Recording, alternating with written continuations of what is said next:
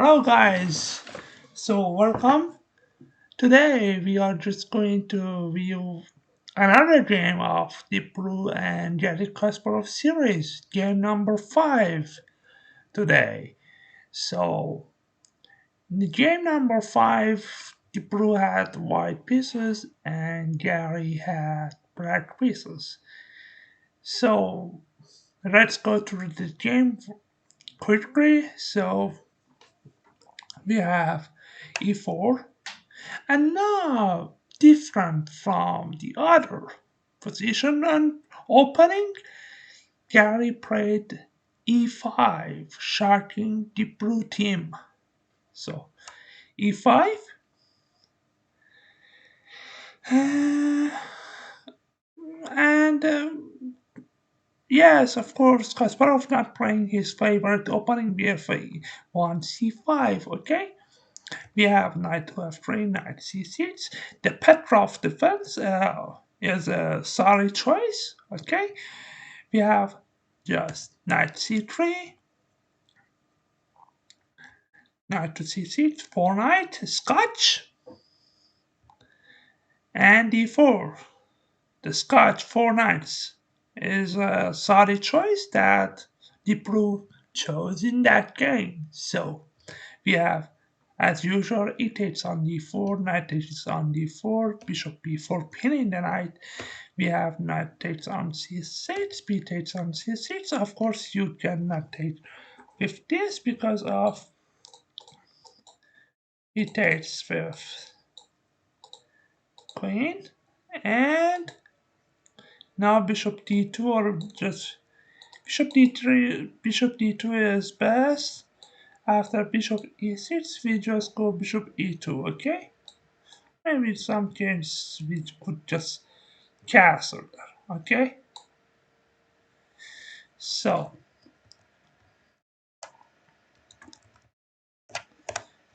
here's why b takes on c6, bishop d3, d5. So far, so 3 I always played this time, this opening in my games. So please don't forget to like and comment this video, please.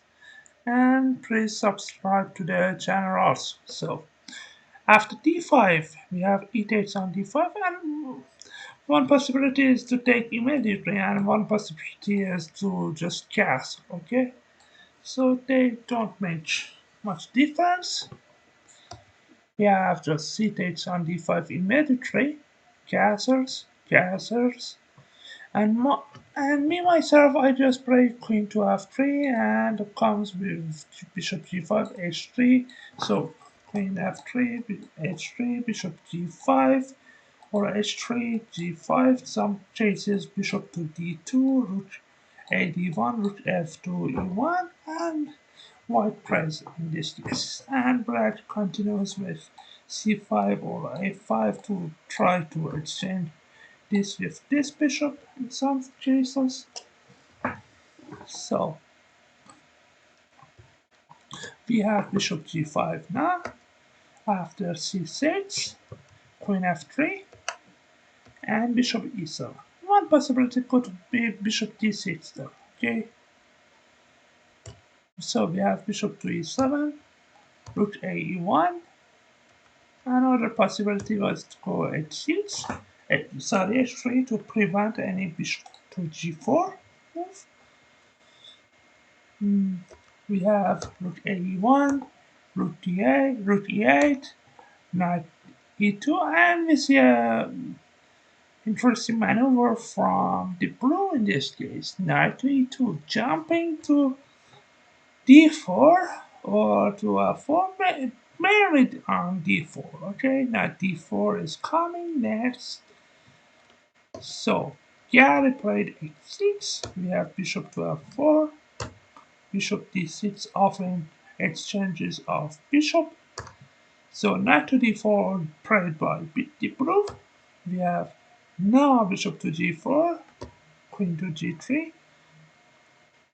And notice that this is not possible of we just take the piece on g4, okay? So the bishop on g4 is much more valuable than the bishop on f4. So bishop takes on f4, queen takes on f4, we have queen b6.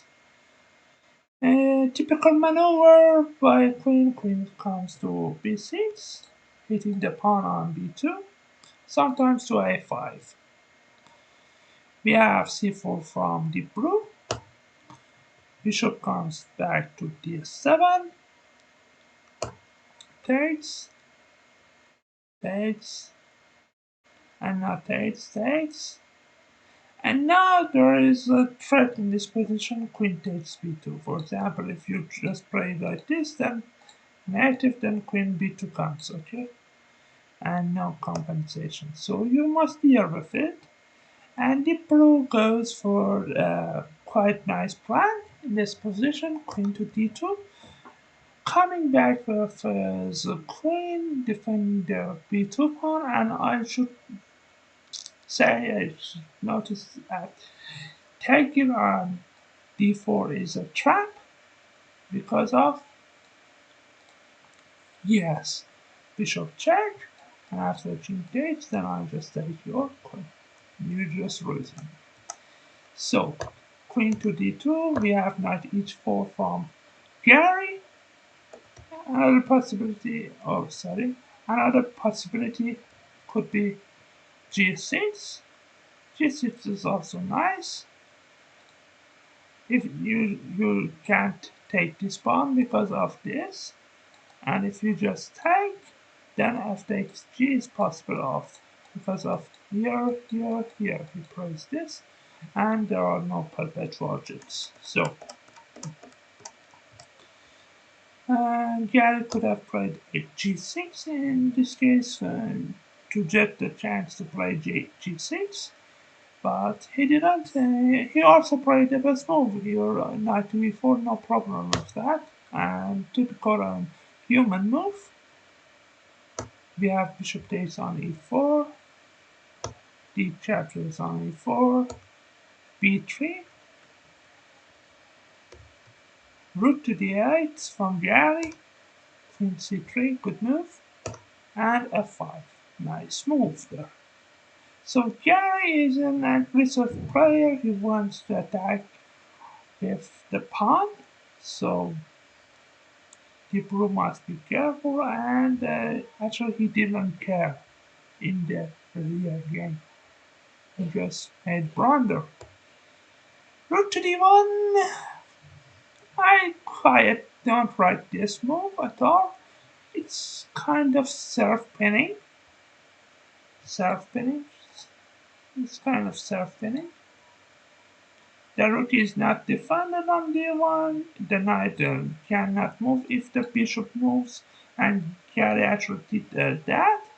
But he went bishop d6. He could have tried bishop to e8. Okay. After now g3, we have just queen to f6, also pinning this way. But white doesn't have serious problems here. Maybe just can try this and somehow, I don't know how to unpin, but okay, white's position is not collapsing at all. Maybe you can just check on no. I don't see move for white. And just oh sorry, if black turn it's this, then he takes on f4, queen takes on f4, queen to e3, maybe often yes, and I see no problem for white in this position. Okay, so but Garry went for bishop e6. We have now queen e3. Queen e3 is a bad move. You could have tried h3 in this case. Or kind of we want rook d2. For example, rook d2 is good. No, actually, this is just a threat. For example, after here you can just also take the pawn. For example, if you go here, then I will just take. So black maybe has this move, rook yet attacking the queen. We have just queen b2 and game continues. Bishop to e6, we have queen to e3, bishop to f7, good move. And here we see another strange move from Deep Blue. Brilliant! Deep Blue was kind of running out of plan, outplayed. Okay, he played queen to c3. But the best move was just as I said earlier, rook to d2, and the move that white is going to play is this. For example, after here, you can unpin by maybe just this way, okay? Just taking this. So if you just take, I just take this and I'm just completely winning in this position after maybe just rook c8, okay? Not e1 at least. So, um, rook d2, rook d5, we have g3, king h8, h3, queen to c5, king d2, bishop to h4, and they can continue like that. But the prevent queen c3 blunder, guys. Garry went for f4, but better move is queen to f6. Now, Garry's idea is just to push and to weaken this pawn in front of the king. For example, if here, then here f4. Here, then maybe here is possible.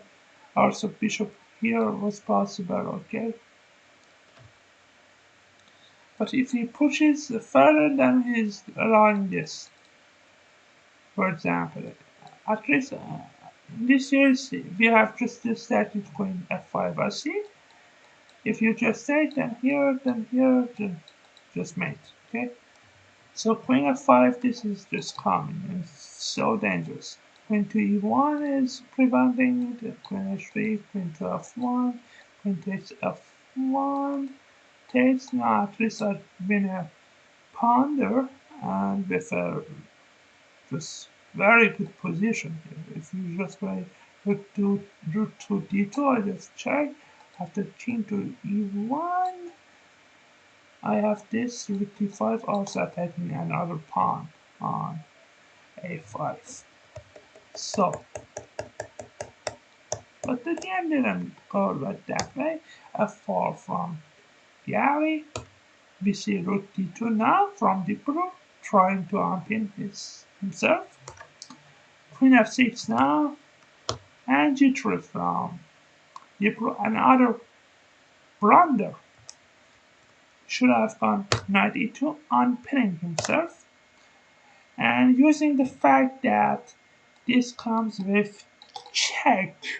So always root for checks, okay?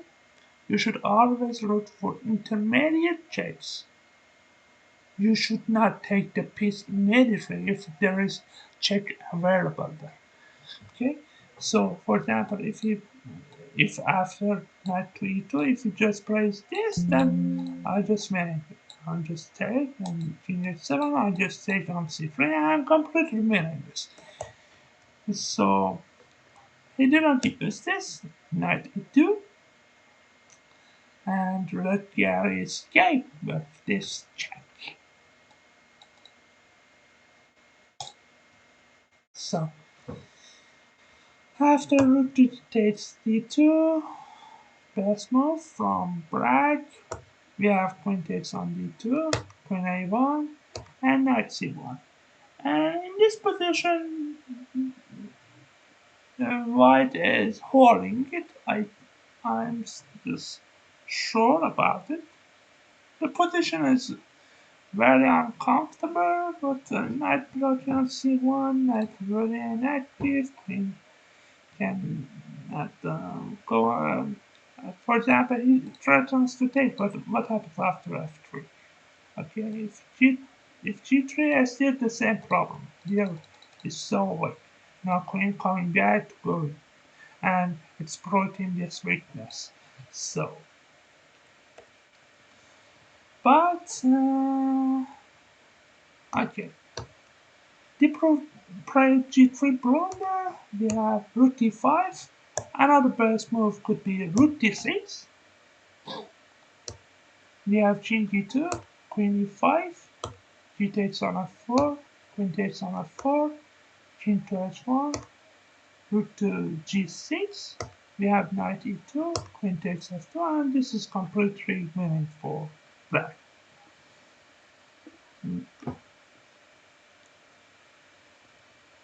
So let's go back after here, rook d2.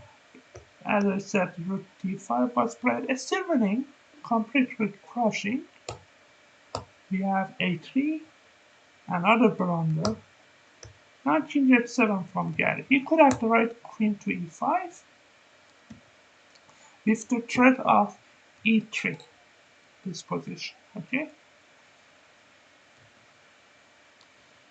After rook to d1, we have e3, and completely winning as I said, a3, king to h7, so the main line happened after g2 play. The best move was h3, but this is completely also winning after rook to g5, rook coming back to d1, queen to d6, offering the trade, but this tactical shot, if you just take, then I just take your rook and just take this.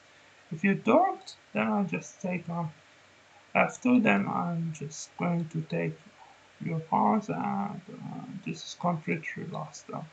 After, for example, here it takes on f2, king takes on f2, rook takes g3, I'm attacking this. This is also getting attacked, and this is the last position for white. So,